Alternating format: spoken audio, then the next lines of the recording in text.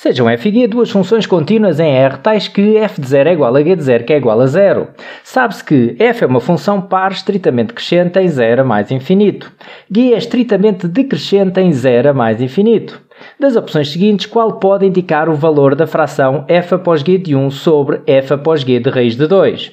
Bom, em primeiro lugar, um alerta aqui para este tipo de questão em que pergunta qual pode ser, qual pode indicar. Deves ter em atenção que neste tipo de pergunta pode não ser possível encontrar, como é o exemplo desta questão, encontrar o valor que estão a pedir. Por exemplo, nesta questão nós não conseguimos encontrar o valor desta fração, mas conseguimos, investigando acerca do valor desta fração, conseguimos descobrir alguma característica, uma ou mais, que apenas uma das opções que está em escolha múltipla verifica. Então, se apenas uma delas verifica aquela característica que a solução tem de verificar, então tem de ser essa, só pode ser essa. E por isso poderemos não conseguir chegar ao valor porque não temos informação suficiente no enunciado. Bom, vamos ver isto a funcionar na prática. Eu vou então acompanhar a resolução deste exercício com uma abordagem gráfica, para tornar aqui a explicação um pouco mais intuitiva. Vou então representar aqui um referencial, onde vou de seguida tentar fazer um esboço gráfico para as duas funções f e g, lá está, de acordo com o que diz ali no enunciado. Então, x ou y, agora a azul vou tentar uma representação aqui para f. Nós sabemos que f de 0 é igual a 0, ou seja, o gráfico de f passa na origem do referencial, de certeza. F é uma função par, portanto o seu gráfico é simétrico relativamente ao y. Vamos ter isso em conta. É estritamente crescente em 0 a mais infinito. Então eu vou fazer aqui, portanto sem complicar muito, vou fazer aqui um gráfico que traduz esta situação estritamente crescente. Por exemplo, assim, gráfico da função f, como é par, eu terei de fazer, portanto, uma reflexão aqui para este lado. Portanto, há aqui uma simetria relativamente ao y. Este é o gráfico da função f. Agora vou tentar algo para a função g e vou ler o que tenho da função g. G de 0 também é igual a 0, também passa na origem do referencial. G é estritamente decrescente de 0 a mais infinito. É estritamente decrescente, então eu vou fazer agora para g, vou fazer assim uma representação deste tipo. Como eu não tenho informação de menos infinito a 0 para a função g, deixo estar assim e logo vejo se faz falta, se não faz. Bom, então agora vamos, com base nisto que estamos a considerar, que são representações que verificam as condições do enunciado, vou tentar simplificar esta fração. Então vou tentar olhar melhor para f após g de 1 e para f após g de raiz de 2, para tentar simplificar esta fração, para tentar descobrir algo sobre o seu valor. Então f após g de 1... Estamos aqui perante uma função composta que pode e deve ser escrita desta forma, f de g de 1.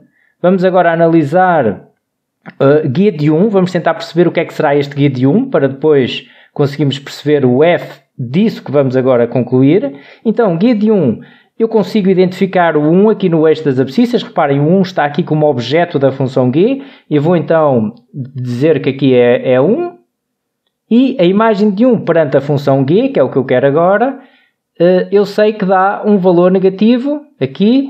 Vou só tirar dali a origem para agora escrever ali esse tal valor. Portanto, vou colocar a origem do referencial assim aqui deste lado. E temos ali um valor que eu vou chamar agora de valor A. Eu sei o que é que eu sei acerca deste A. Lá sei que é um valor negativo, de certeza. Porque reparem, se g de 0 é 0 e se é estritamente decrescente, a imagem de 1 tem que ser um valor negativo. Fosse qual fosse o gráfico que eu aqui considerasse para qualquer função estritamente decrescente de 0 a mais infinito. Então, tenho aqui f de A, porque, reparem, estou a dizer que o g de 1 é igual a A. Então, f após g de 1, cheguei à conclusão que é f de A. O que é que eu sei mais acerca deste f de A? Bom, reparem que eu sei que este f de A é positivo. Porquê?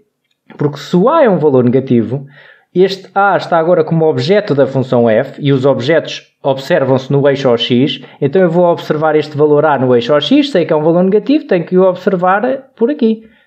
Vejo esta distância, mais ou menos, é a mesma, e a imagem de A perante f vai dar um valor positivo. Reparem, vai dar aqui este f de A, que eu não sei quanto é que é, mas sei que é um valor positivo. Bom, vamos agora concluir alguma coisa acerca de f após g de raiz de 2. De raiz de 2 fazemos o mesmo, fica f de g de raiz de 2, E o que é que sabemos acerca deste raiz de 2? Portanto, é superior a 1, o raiz de 2. Portanto, eu vou representá-lo aqui no eixo OX, à direita do 1. Eu sei que ele está próximo de 1, mas para não ficar aqui muita confusão, eu vou representar um pouco aqui mais à frente. Reparem só, tinha que ter o cuidado, não posso é representar à esquerda do 1, porque o raiz de 2 é superior a 1. Bom, e a imagem de raiz de 2 perante a função g, eu sei também que é um valor negativo. E mais do que isso, eu vou chamar agora de b para simplificar aqui a escrita. Portanto, eu disse que g de raiz de 2, a imagem de raiz de 2 perante a função g dá b. Então aqui posso escrever f de b. E aqui vou ter f de b. Tenho f de a sobre f de b. E o que é que eu sei acerca deste b e deste f de b? Bom, b é negativo. E é mais negativo do que o a, ou seja, é menor do que o a. Se eu for agora representar este b no eixo OX para ver a imagem perante f, eu tenho que o representar aqui à esquerda de a. E por aqui. Porque, reparem, nós sabemos que b é menor do que a, tem que estar à esquerda de a. E a imagem de b perante a função f vai dar aqui também um valor positivo e que eu sei ao mesmo tempo que f de b é maior que f de a. Ou seja, f de a é menor que f de b, como quiserem.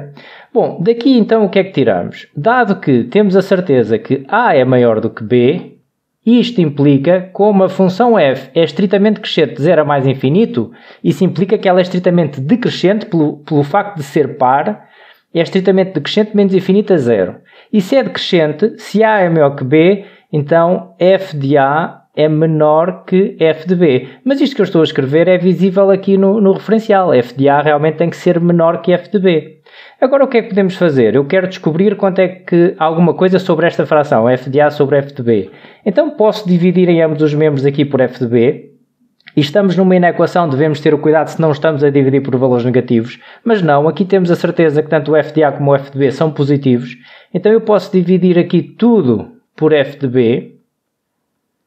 E ficamos com isto. Aqui fica f de b sobre f de b.